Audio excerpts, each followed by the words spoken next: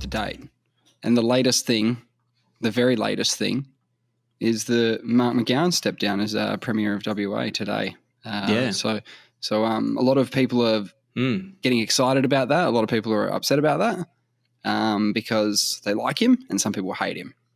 He was beloved by many, wasn't he? Very high number of the population were into him and what he did during the pandemic.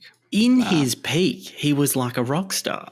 Yeah, he was doing very well. Like, it was because they smashed that election. So they smashed that election so bad. He won in a landslide in his first. In 2017, he won in a landslide. Then he had an extraordinary landslide. I think it was 53 of the 59 seats in the lower house. It's completely 53 of 59. Have you heard of that? That is absurd, isn't it? No, I never heard of that in my life.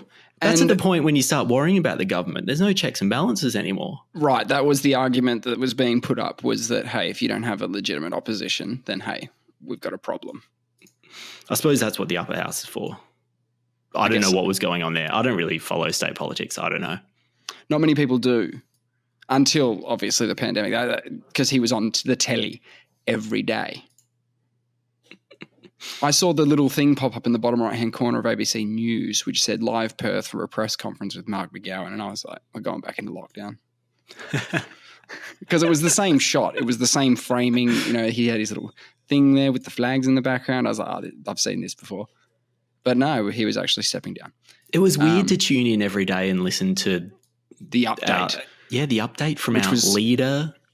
2 people, possible 3 others. We don't know. We're a bit worried about those 3. You know, that was the update, and everyone was glued to it.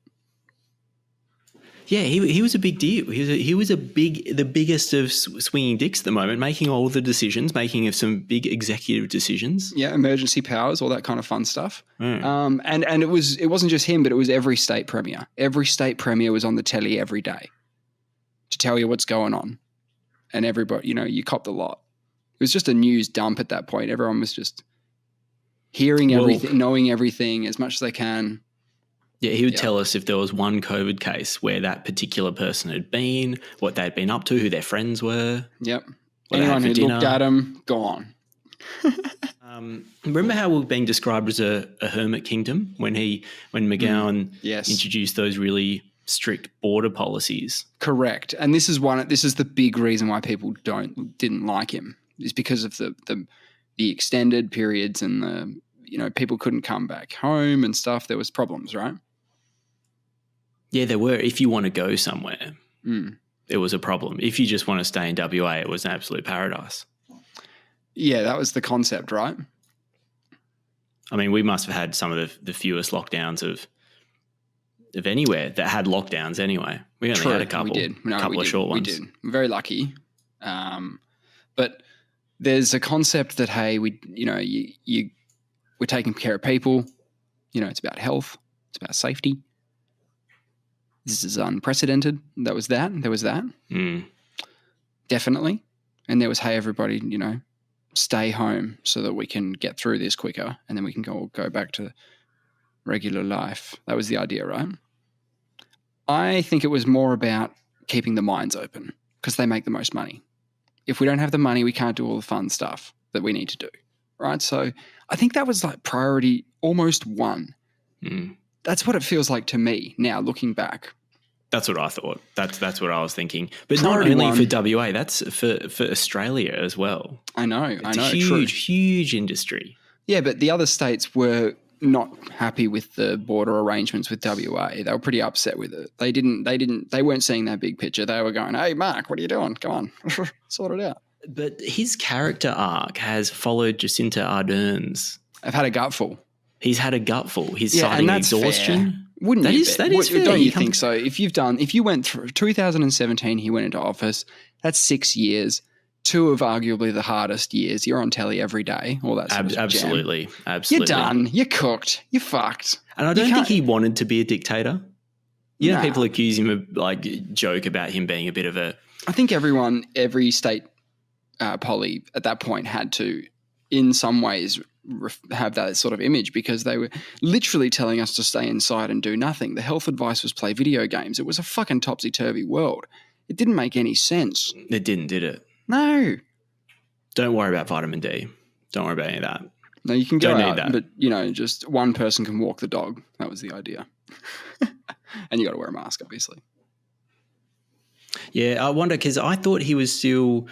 Okay, that when I say his character arc was a bit like Jacinta's, in that they started around the same time. I think they both had 2 terms. A lot of popularity. She cited a lot of popularity when they were doing the lockdown. Strange, because obviously there was some pretty huge opposition, but early days, very popular. Right? It was solidarity. Very popular because they then there was like this turn. But the difference with Mark and Jacinta is the WA economy has been absolutely booming post-COVID. $2.2 billion surplus this year. That's I think that's a... They must have been preparing for something pretty gnarly if there's 2.2 bill kicking around. 4.2. That was right. Yeah, that's apparently rivaling the federal budget surplus. So we have had a great year, and we've had great years during the COVID years, particularly relative to the other states. Whereas, I guess on that point from before with the mining thing, if you can be globally competitive because, hey, we're the only mine sites operating right now, hey, let's fucking... then I guess it makes sense that we've been having big years, yeah.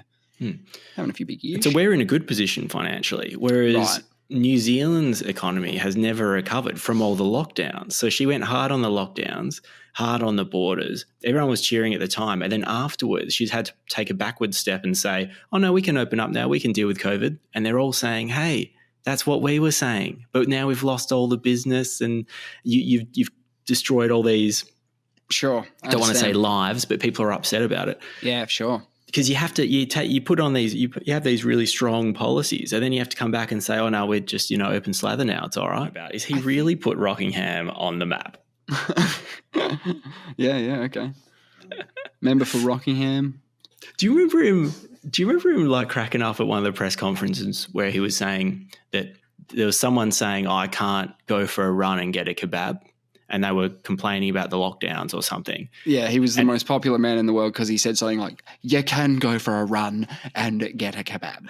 And everyone's like, yes. All he said is, we're not making it illegal to go for a run and get a kebab. Yeah, it's not unlawful. Great. There you go.